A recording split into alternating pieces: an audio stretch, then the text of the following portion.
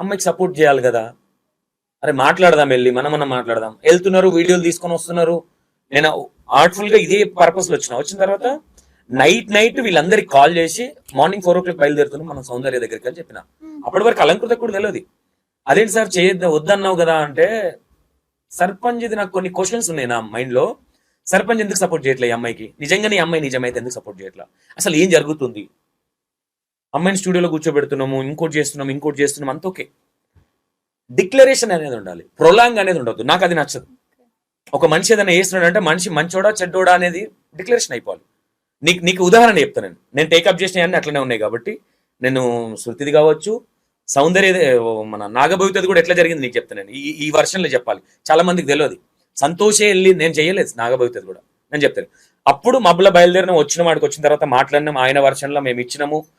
First అందరం నమ్మినాము, మాకు మంచిగా అనిపించింది. మా ఊరిలో ఒక అమ్మాయి బోనాలు చేసినాం. బోనాలు శివారు దాటొద్దనే విషయము మీకు తెలియదని నేను క్వశ్చన్ చేస్తే, అవును మాకు తెలుసు, శివారు దాటొద్దని ఇక్కడ గుడి కట్టించుకొని నువ్వే పూజారి గుండా అని చెప్పినా సర్పంచ్ గారు అన్నారు. మరి ఎంతవరకు నిజమో కాదు మాకు తెలియదు ఈ విషయం. చెప్పిండా ఈ విషయం సర్పంచ్ గారు? ఇక్కడ ప్లేస్ ఇస్తాము 1 గుంటనో 2 గుంటలో అని. అంటే యాక్చువల్ గా ఇది ఏం జరిగిందన్న అంటే, ఫస్ట్ ఎవ్వరు నమ్మలేదు. ఫస్ట్ స్టార్టింగ్ లో నేను చెప్పినప్పుడు ఇక్కడ అన్న ఇట్లా విలేజ్ లో అందరు, అంటే యాక్చువల్ గా ఫస్ట్ మమ్మీ వాళ్ళు ఎవ్వరికి చెప్పుకోలేదు.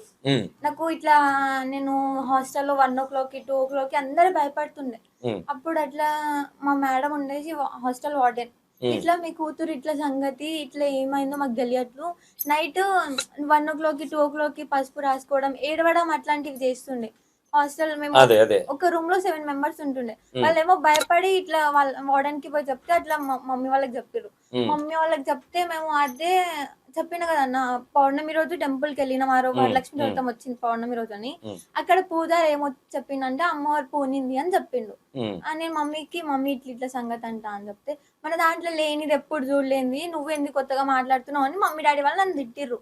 తిట్టినాక కూడా నేను అంటే నేనేమనుకున్నా అంటే, నాకు ఇది కావాలి మమ్మీ, నాకు నచ్చింది, ఇట్లా డివోషనల్ ఇట్లా నాకు కావాలి అనేసి నేను చెప్పిన. అమ్మవారు వస్తుంది ఎందుకు కాదంటారు అనేసి ఏడ్చుకుంటూ మాట్లాడితే మమ్మీ వాళ్ళు ఏం చేసిరంటే, ఇట్లా చెప్తారు కదన్న, ఆడికి తీసుకోపోయి ఈడికి తీసుకోపోయి. అప్పటికి ఫ్యామిలీలో ఒక 2 అడిగితే ఆడికి తీసుకోపోండి ఇట్లా అవుతుంది, ఈడికి తీసుకోపోండి అట్లా అవుతుంది అని చెప్పిర్రు. ఇక మమ్మీ వాళ్ళు ఏం చేసిరు, ఇంకా నా కూతురు అట్లా కావద్దు, ఎప్పుడు లేనిది ఒకటే కూతురు కదా, మనకి ఎందుకు అవన్నీ, మన దాంట్లో ఉన్నది వేరే దేవత, ఈమె ఉన్నది వేరే దేవత అని మమ్మీ వాళ్ళు అనుకున్నారు. అట్లా అని నన్ను, మీ దేవత మీ కుల దేవత వేరు కాబట్టి, మా కుల దేవత ముత్యాలమ్మ. అవును. అయితే అప్పటికి ఇట్లా చెప్పేసరికి వేరే దగ్గరికి తీసుకెళ్ళిరు అన్న. నన్ను 2 days 3 days బాగా తిప్పిర్రు. ఇట్లా ఇట్లా ఇట్లా ఇట్లా ఇట్లా అంటే, వాళ్ళు పోయే కాడ ఏం చేస్తారంటే నిమ్మకాయ తిప్పి పడేస్తారు అన్న. ఇప్పుడు మంచిగా అవుతుంది పో, ఒక 50,000 ఒక 10,000 20,000 తీసుకుంటారు, మంచిగా అవుతుంది పో, మీ బిడ్డకి ఏదో తాగిందని ఒక 2 చెప్పిర్రు. ఇట్లా నార్మల్ గా చెప్తా ఉంటారు కదా, ఇట్లా అయ్యింది, ఇట్లా తగిలింది, ఏదో మీకు చేతబడి చేసిరు అట్లా చెప్తారు కదా, అట్లా చెప్పిరు మాకు. ఇప్పుడు మంచిగా అవుతుంది పో, నిమ్మకాయ తిప్పేసి పంపించేసిరు. ఇక మళ్ళీ నెక్స్ట్ డే పోయి ఇంటికి పోయినా మంచిగానే ఉన్నా. నైట్ 1 o'clock 2 o'clock నేనే ఏడవడం, ఇంకా ఇంట్లో ఏదో ఒకటి చేయడం స్టార్ట్ చేసిన. మమ్మీ వాళ్ళు ఇంకా భయపడి మళ్ళీ వేరే చోటికి తీసుకోపోయారు.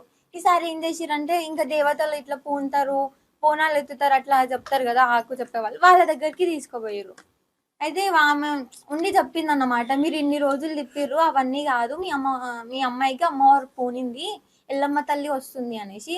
అప్పటికి మమ్మీ వాళ్ళు ఫుల్ బాధపడ్డారు, మా దాంట్లో లేనిది ఒక్కతే కూతురు కదా, ఇప్పుడు ఎట్లుంటది అన్న, ఎవరైనా ఇంకా మా ఎస్టీ క్యాస్ట్ అంటే మీరు చూడండి ఏం లేదు, గొడవలు రచ్చలు, అరే ఎందుకు పరువు అది ఇది అని చూస్తారు.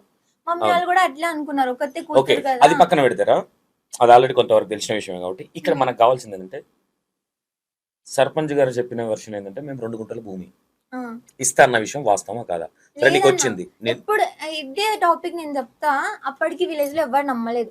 మమ్మీ వాళ్ళందరికి చూపించి తర్వాత దేవత వస్తుందని కన్ఫర్మ్ అయిన తర్వాతని మేము ఊర్లో వాళ్ళకి చెప్పినాం. అప్పటికి ఊర్లో వాళ్ళ అంటే ఇంట్లో మమ్మీ వాళ్ళు వద్దు మేము చెప్పాం అనుకున్నాం. బట్ దేవత ఉండేసి మీరు చెప్పండి, నేను ఊరు కోసం వచ్చినా అని చెప్పింది. సో నేను ఊర్లో వాళ్ళందరికి ఇట్లా నా కూతురికి ఇట్లా అవుతుంది, ఇట్లా ఏం చేద్దాము అని ఫస్ట్ డిస్కషన్ చేసినాం. తర్వాత ఊర్లో ఏం అడిగిరంటే, సరే అమ్మవారు వస్తుంది కదా, ఎట్లా వస్తుంది, ఆమె ప్రూఫ్ ఏంది అసలు ఏ అమ్మవారు వస్తుందని మేము ఎట్లా నమ్మాలి ఆమెను అన్నారు.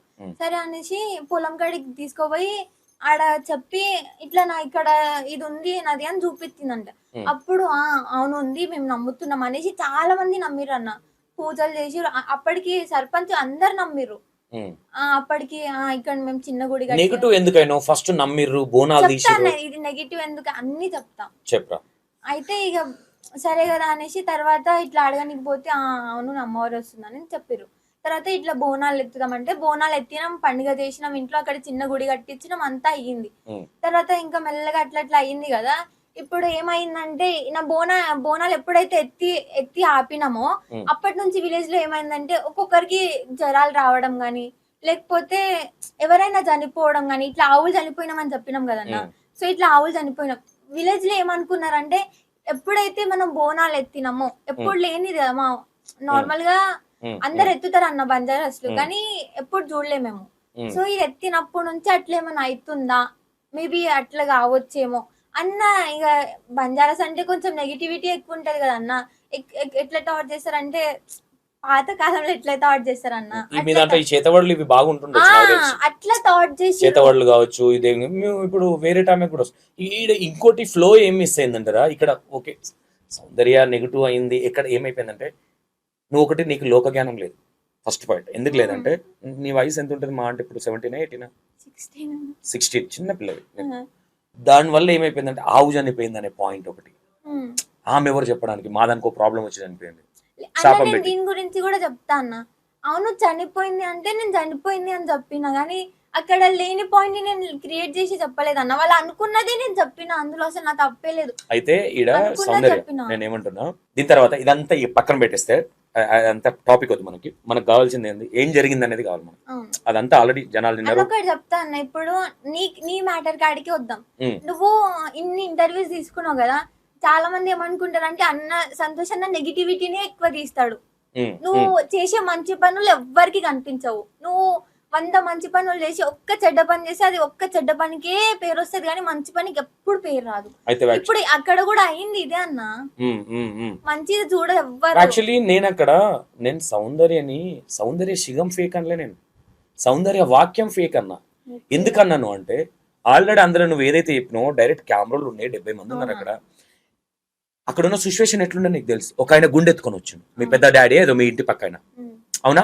ఒక ఆయన చెప్పు, మీ వాళ్ళు ఎట్లుంటారు, ఇక అగ్రెసివ్గా ఉంటారు. నీకు ఇంకో విషయం ఏంటంటే ఇక్కడ ఉన్న యాంకర్లకు చాలా మందికి కావచ్చు, కొంతమంది అంటే బయట ఉన్న వాళ్ళకి కావచ్చు, అక్కడ ఎంత సిచ్యువేషన్లకి అక్కడ సంతోష్ అనే పర్సన్ ఎట్లా తీసుకొచ్చిండు కంటెంట్ అనేది ఎవరికి తెలియదు. నేను అక్కడ వచ్చి మీ విలేజ్ వాళ్ళు, అక్కడ మీ విలేజ్ వాళ్ళు కావచ్చు, మీరు కావచ్చు, మీరు నాతో మాట్లాడారు, అక్కడ వచ్చిర్రు, అలంకృత తీసుకెళ్ళింది మీరు, దమ్ముంటే రండి నువ్వు ఆడికి రండి, ఆడనే నేను ఏందో నా శక్తి చూపిస్తాను అలంకృత అనగానే అలంకృత ఏమన్నది, పనికి పెట్టేవాళ్ళు ఆగిరు వాళ్ళు కూడా, అవునా కదా? వాళ్ళు నీ గురించి రాలేదు, పనికి వెళ్ళేటోళ్ళు ఆగిర్రు. మొగోళ్ళు ఉండేమన్నారు, బాయ్స్ ఉండేమన్నారు. ఆమె అడుగుతుంది కదా ఈ రోజు ఏదో ఒకటి తేలుతాము, ఇక అందరు వచ్చి ఇంట్లోకి జోరి ఈ వీడియోలు తీసుకోతారు కదా. సంతోషం ఈయన నిలబడ్డాడు కదా. మీ తండలో కూడా నా వీడియోలు చూస్తే చాలా మంది ఉన్నారు. ఆ బస్సు డ్రైవర్ అన్న ఒక ఆయన, ఇంకొక ఆయన ఇక్కడ హైదరాబాద్ తిరుగుతాడు, చాలా మంది ఉన్నారు. నాకు తెలిసి ఒక 5-6 మంది అన్న మీ వీడియోలు చూస్తామన్నారు. నేను ఒకట్రా వచ్చిన తర్వాత ఆ నుంచి మనం లైవ్ కెమెరాలు పెట్టే వచ్చినాం. నడు రమ్మని అన్న, ఆడికి వస్తే నేనేందో చూపిస్తాను.